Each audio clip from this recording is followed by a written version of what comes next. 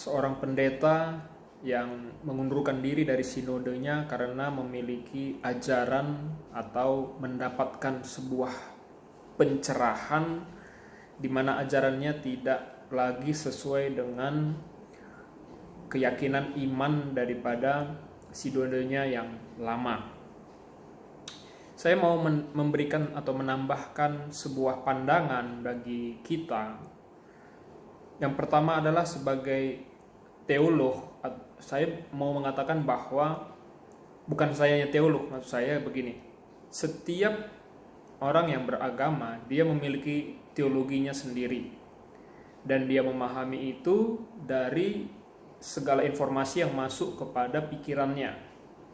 Bisa dari kitab suci, bisa dari pengalaman, bisa juga dari ajaran-ajaran guru-guru, imam-imam yang masuk ke dalam pikiran orang tersebut, sehingga dia memiliki pemandangannya mengenai Tuhan, atau di dalam katanya ditulis teologi, itu setiap orang punya pemahaman yang berbeda-beda. Namun yang namanya sinode atau organisasi gereja pasti menginginkan sebuah pengajaran yang fix, yang sama kepada setiap umatnya, supaya setiap umat bisa memiliki iman yang sama dan setiap umat bisa juga belajar atau menjadi disiplin dengan doktrin atau dogma atau pengajaran yang dia terima. Mengapa saya katakan demikian? Kalau misalnya sebuah sinode atau sebuah gereja memiliki, setiap gereja itu memiliki dasar iman yang berbeda-beda, maka akan bingunglah jemaatnya.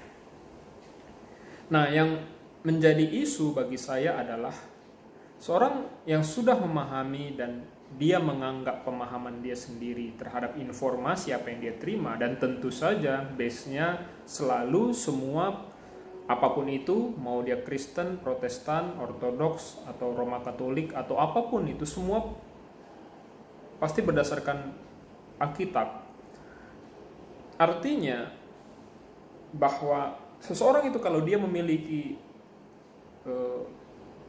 pengetahuan tentang Tuhan yang menjadi berbeda dari dia punya sudut pandang yang berbeda, tidak bisa juga kita mempersalahkan.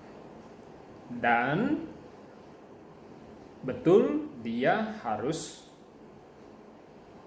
membuat sebuah statement dan tidak lagi dapat masuk kepada organisasi yang sudah memiliki keyakinan iman atau doktrin atau dogma yang sudah fix tadi. Jadi tidak ada yang salah dan tidak ada yang benar. Namun lebih baik adalah memang membuat sebuah aliran atau bergerak dalam satu aliran yang lebih khusus lagi. Pertanyaannya, kalau begitu, bagaimana gereja bisa mengatakan bahwa dia yang mana gereja yang benar dan yang mana gereja yang salah? Di mana yang mana pengajaran yang benar dan di mana pengajaran yang salah? Menurut pandangan saya, karena teologi itu adalah pengetahuan kita tentang Tuhan, maka tidak ada yang benar dan tidak ada yang salah. Sejauh memang dasarnya adalah Alkitab atau kitab suci, dan semua orang berpikir dan semua orang memiliki penilaian bahwa dia punya dasar yang sama, cuman interpretasinya atau tafsirannya berbeda, tidak bisa dikatakan yang mana yang benar dan yang mana yang salah.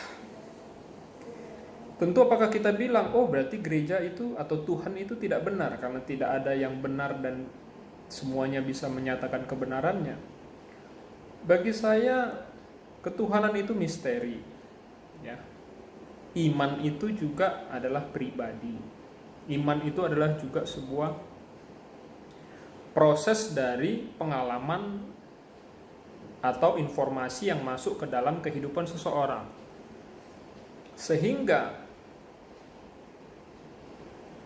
bisa saja berbeda, pengajaran bisa saja tidak sama. Gitu. Namun yang perlu saya tekankan lagi dan sungguh tepat, bahwa kalau pengajaran itu berbeda dengan sinodenya, apalagi dia adalah seorang dosen atau dia seorang gembala gereja, dia seorang pengajar yang terlalu jauh pemahaman teologinya terhadap sinodenya, ya harus mundur. Namun saya mau katakan bahwa kita harus menghormati juga apapun itu cara pandang orang yang memiliki pemahaman pengajaran yang berbeda tersebut. Dan yang berikutnya lagi yang menjadi tambahan bagi saya adalah memang hamba-hamba Tuhan mungkin setelah mengikuti kuliah teologi dan mendalami bahkan sampai S3, akhirnya menemukan sebuah ilmu bagi dirinya sendiri tentang Tuhan itu, pasti memang menjadi bisa memiliki pandangan yang berbeda-beda antara teolog yang satu dengan teolog yang lain. Namun yang perlu dihormati bagi teolog-teolog ini, sejauh mereka di dalam sinodenya, maka dia harus menghormati keyakinan iman daripada sinodenya tersebut. Walaupun mungkin di dalam lingkup edukasi, di dalam lingkup fakultas atau kampus, atau di dalam lingkup universitas gitu, pembelajaran, ya boleh saja didiskusikan. Namun mereka harus tetap ingat bahwa kita ada di dalam sebuah organisasi gereja yang membutuhkan kedisiplinan, termasuk kedisiplinan mengenai teologi itu sendiri. Nah, yang berikutnya lagi yang saya mau membuka pikiran kita adalah masih berkaitan dengan ini. Saya mau mengatakan bahwa Tuhan itu adalah misteri. Ya, Tuhan itu sendiri tidak bisa kita pelajari.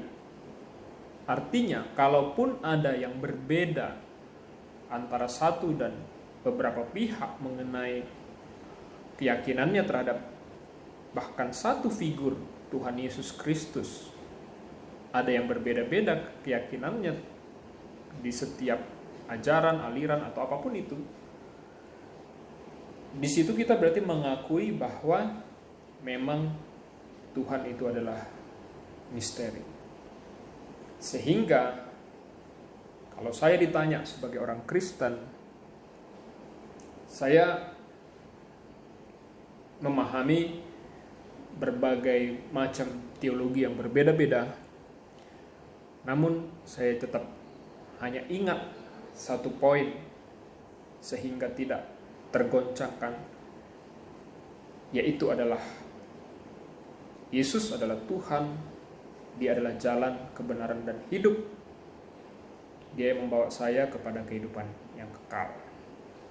Selebihnya itu, di belakangnya itu, atau bagaimana hubungan Tuhan antara Trinitas ataupun hubungan-hubungan lain yang di luar daripada nalar pikiran saya dan yang menjadi misteri tetap di kitab suci, itu saya memahami, namun saya tidak terlalu memikirkan apakah atau bagaimana sebenarnya kisah keilahian yang universal, karena memang itu di luar daripada batas-batas kemampuan saya.